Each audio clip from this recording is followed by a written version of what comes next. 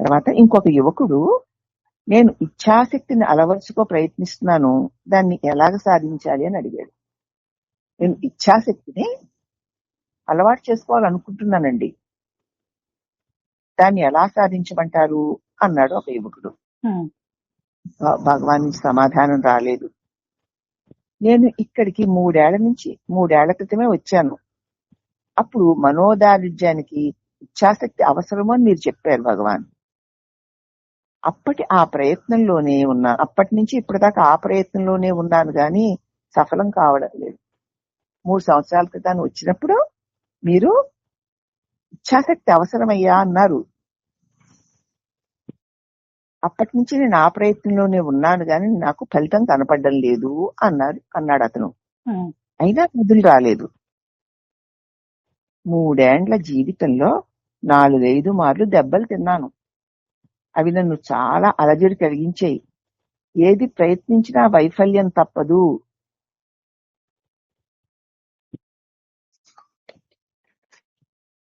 అనే భయం నన్ను వేధించుకు తింటోంది. నాలో నాకు నమ్మకం లేకుండా పోతోంది.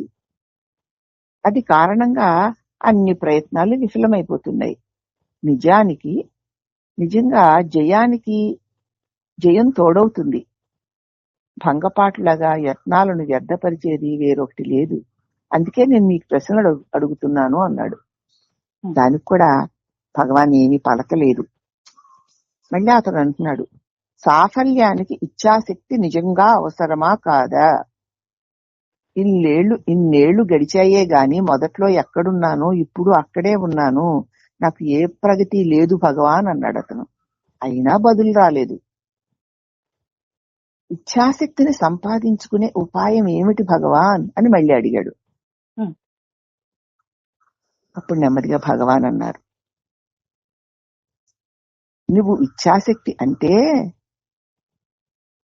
విజయ నిర్ధారణం అని అనుకుంటున్నావు. ఇచ్ఛాశక్తి అంటే నువ్వు ఏదనుకున్నావు అది అయి తీరాలి అని అనుకుంటున్నావు. ఇచ్ఛాశక్తి అంటే ఫలాఫలాలను సమంగా చూడగలిగిన మనోబలము.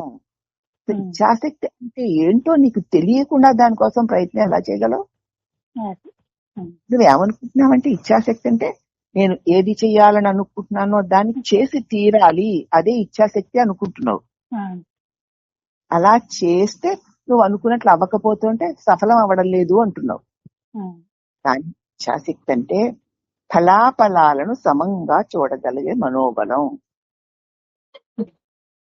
నువ్వు కోరింది వచ్చినా రాకపోయినా సమంగా ఉండగలిగినటువంటి శక్తి మనోబలం. దాన్ని ఇచ్ఛాశక్తి అంటారు.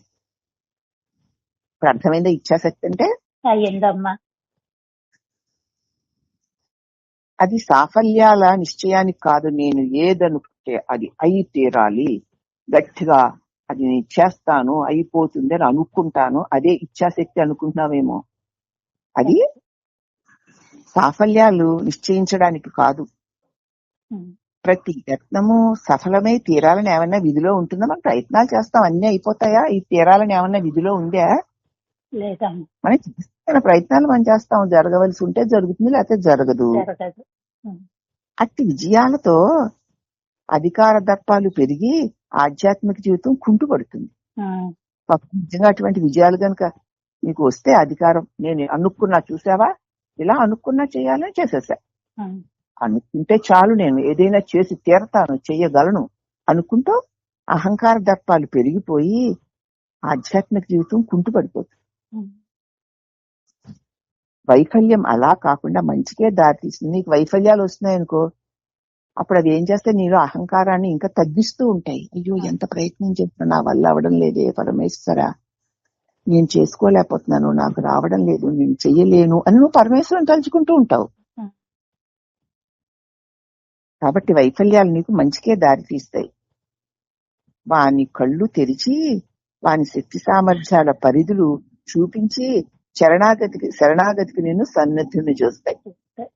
వేదికలను నేను ఇలా చేస్తా అలా చేస్తా అని కదా, అహంకారపు దర్పంతో కళ్ళు నెత్తికెత్తిన వాడి కళ్ళను వైఫల్యాలు తెరిచి కళ్ళు తెరిపింపచేసి వాని శక్తి సామర్థ్యాల పరిధి ఎంత అల్పమైందో తెలియచేసి ఆఖరికి నేను అశక్తుడిని ఈశ్వర, నీకు శరణాగతును అనేటువంటి పరిస్థితికి నేను చేరుస్తాయి వైఫల్యాలు. మరి ఎవరైనా వైఫల్యాన్ని ఒప్పుకుంటారేమిటి? అనుకున్నట్టు చేసేయాలంటారు.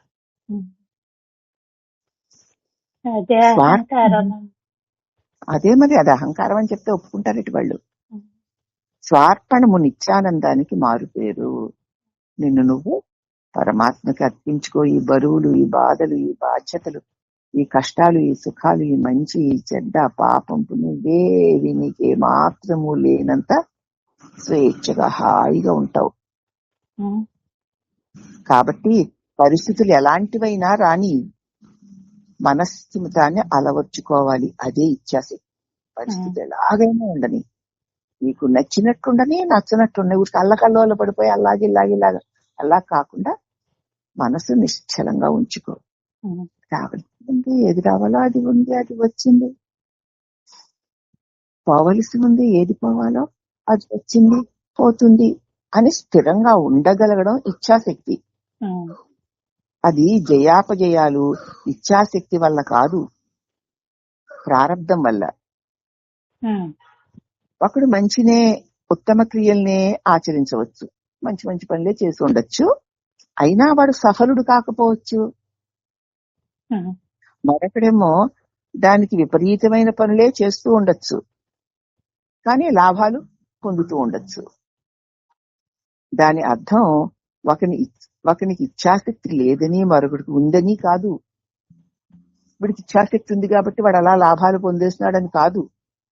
ఏది ఎవరికి ఎలా రావాలో అలా వస్తుంది, ఎలా పోవాలో అలా పోతుంది. కష్ట సుఖాలైనా సరే, ఇష్టాలైనా సరే, ఎప్పుడేవి రావాలో వస్తాయి, ఎప్పుడేవి పోవాలో అవి పోతాయి అన్నారు భగవాను. అప్పుడు ఆ పిచ్చకుడు ఉన్నది నలుబదిలో జగత్తు మనఃకల్పితమని ఉంది కదా భగవాన్ అని అడిగాడు. ఇప్పుడు భగవాన్ అన్నారు, అవును. మళ్ళీ పిచ్చకుడు అలా అయితే మనస్సు దృఢమయ్యే కొద్దీ ప్రపంచాన్ని వశించేసుకోవడం సులువు అని తేలడం లేదా? అలా అయితేనండి నా మనసు దృఢమయ్యే కొద్దీ ప్రపంచాన్ని నేను వశించేసుకోగలను, అవునా మరి అన్నాడు. అప్పుడు మహర్షి అన్నారు, మనస్సు బాహ్య ప్రవృత్తిలో ప్రపంచానికి కారణమైంది. మనస్సు బాహ్య విషయాలలో ప్రపంచానికి కారణం. కాబట్టి ప్రవృత్తి మనశ్శక్తిని ఉడిగిస్తుంది. బాహ్య విషయాలలోకి వెళ్లేటువంటి ప్రవృత్తి మానసిక శక్తిని తగ్గింప చేస్తూ ఉంటుంది. విషయాల్లోకి వెళుతున్న కొద్ది మనసుకి శక్తి రాదమ్మా, దౌర్బల్యమే వస్తూ ఉంటుంది. ఎండుటాకుల్లాగా అల్లడానికి అయ్యబాబాయ్ ఇవ్వవి ఇలా అయిపోతున్నా, అలా అయిపోతున్నా, ఇవ్వవి ఈ దేవుడు కాపాడతాడు, ఆ దేవుడు ఇలాగైపోతారు వాళ్ళు. బాహ్య ప్రవృత్తిని ఆపు. తను తాను సంయమించుకుంటే దానికి బలం పెరుగుతుంది. బాహ్య విషయాలకు అసలు వెళ్లకు. వీళ్ళంత వరకు ఆపి నిన్ను నువ్వు సంయమించుకుంటే, నీలో వాటికి స్థిరంగా ఉంటూ ఉంటే అప్పుడు మనసుకి గొప్ప బలం కలుగుతుంది. దేనికి లొంగవు, దేనికి లొంగవలసిన అవసరం లేదు. ఎందుకంటే దాని నుంచి నీకేమా, నాకు అవతల వారి నుంచి ఏదైనా కావాలంటే వాళ్ళకి తల వంచాలి, వాళ్ళకి లొంగాలి. అక్కర్లేనప్పుడు నాకేమిటి? దేవుడి దగ్గర నుంచైనా నాకేవి అక్కర్లేదనుకో, మరి నేనేమడుగుతాను ఆయన్ని? ఎవరైనా ఏదైనా కావలిస్తేనే దేవుణ్ణైనాను, అవునా? నీకు ఏమి అక్కర్లేదు, దేవుడు కూడా గుర్తున్నాడు. గుర్తొస్తాడా? కావలసి వస్తేనే దేవుడు గుర్తొస్తాడమ్మా ఎవరికైనా. ఏదైనా కావలసి వస్తేనే దేవుడు గుర్తొస్తాడు.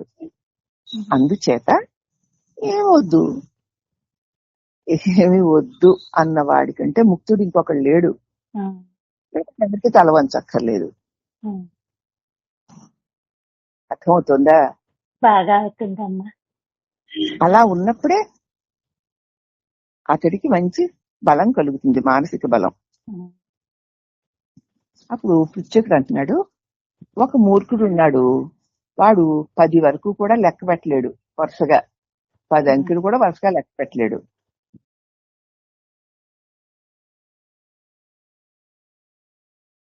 విజ్ఞాని యొక్క మనసు వలె వాడి మనసు కూడా ఎక్కడికి చెరించదు. విజ్ఞాని మనసు ఎలాగ ఎక్కడికి చెరించకుండా ఉంటుందో వాడి మనసు కూడా ఎక్కడికి చెరించదు. వాడి విజ్ఞాని కన్నా ఉత్తముడా? ఇక్కడ ఏంటంటే ఒక మూర్ఖుడు ఉన్నాడు. వాడు వరుసగా ఏకాగ్రత పెట్టి 10 అంకులకు 1, 2, 3 10 అంకెల వరకు కూడా ఏకాగ్రత పెట్టలేడు వాడు. వాడి మనసు అలా జడంలా పడి ఉంటుంది. ఒక విజ్ఞాని మనస్సు కూడా అలా జడంగానే ఉన్నట్లుంటుంది. వాడు దేనిలోకి వెళ్ళడు గనక. నువ్వు వాడి విజ్ఞాని కంటే ఉత్తముడా ఆ మూర్ఖుడు అన్నారు. ఇప్పుడు మహర్షి అన్న వాడు మూర్ఖుడు అన్నది ఎవరు? భ్రమిస్తూ ఉన్న నీ మనస్సు ఆ మాట అంటోంది కదా. అవునమ్మా. నువ్వే కదా అంటున్నావు వాడు మూర్ఖుడు. వాడు 3, 4, 5 అయ్యేసరికి వాడికి మరుపు వచ్చేస్తుంది. 10 అంకెలు కూడా నిలబెట్టలేడు, ఏకాగ్రత నిలబెట్టలేడు. వాడి మనసు కూడా ఎటు వెళ్ళదు, అలా పడి ఉంటుంది స్తబ్దంగా. మరి ఒక విజ్ఞాని మనస్సు కూడా ఎక్కడికి వెళ్ళదు. అప్పుడు మరి ఆ విజ్ఞాని కన్నా మూర్ఖుడు ఏమన్నా గొప్పవాడా? మనసు అలా పడి ఉంటే అది గొప్పతనమేనా అని అడిగాడు. అడిగితే వాడు మూర్ఖుడు అని అంటున్నది ఎవరు? భ్రమిస్తున్న నీ మనస్సే కదా ఆ మాట అంటుంది.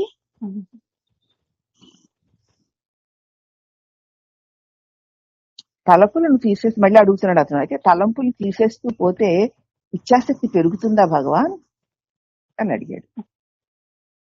ఇప్పుడు మహర్షి అన్నారు, అంతకంటే ఒకే ఒక్క తలంపు మీద నువ్వు లక్ష్యం పెడితే మంచిది.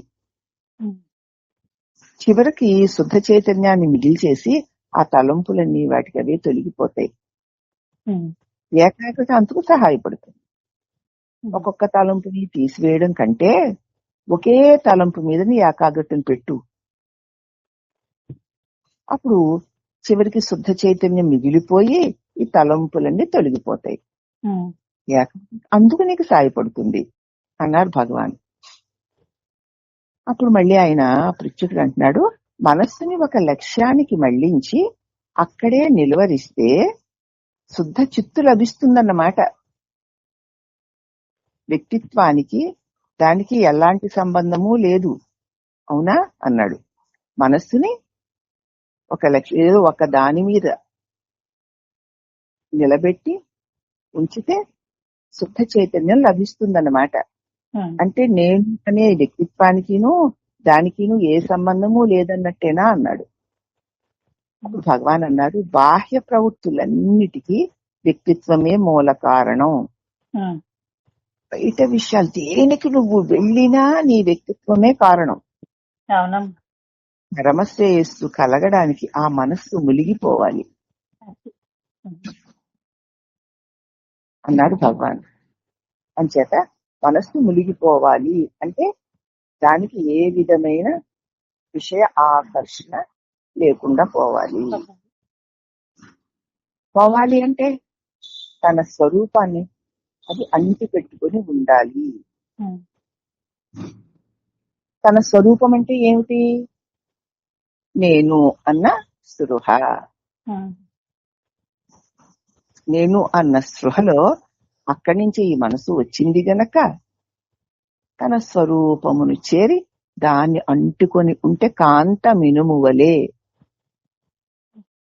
తుప్పు పెట్టిన ఇనుప ముక్క అయస్కాంత సన్నిధానంలో పెడితే నెమ్మది నెమ్మదిగా తుప్పు అంతా తొలగిపోయి ఆ ఇనుప ముక్క కూడా అయస్కాంతమైపోతుంది. అలాగే అనేక లోక విషయ వాసనలతో తిరుగుతున్నటువంటి ఈ మనస్సుని జాగ్రత్తగా దానికి మూలము ఆధారము అయిన తన చిత్ స్వరూపంలో నిలిపి ఉంచితే నెమ్మదిగా తలంపులనే తుప్పులన్నీ రాలిపోయి తన చిత్ స్వరూపంలో అది ఐక్యమైపోతుంది. కాబట్టి నిరంతర సాధన ఏమిటంటే నిన్ను నువ్వు మరిచిపోకుండా ఉండడమే.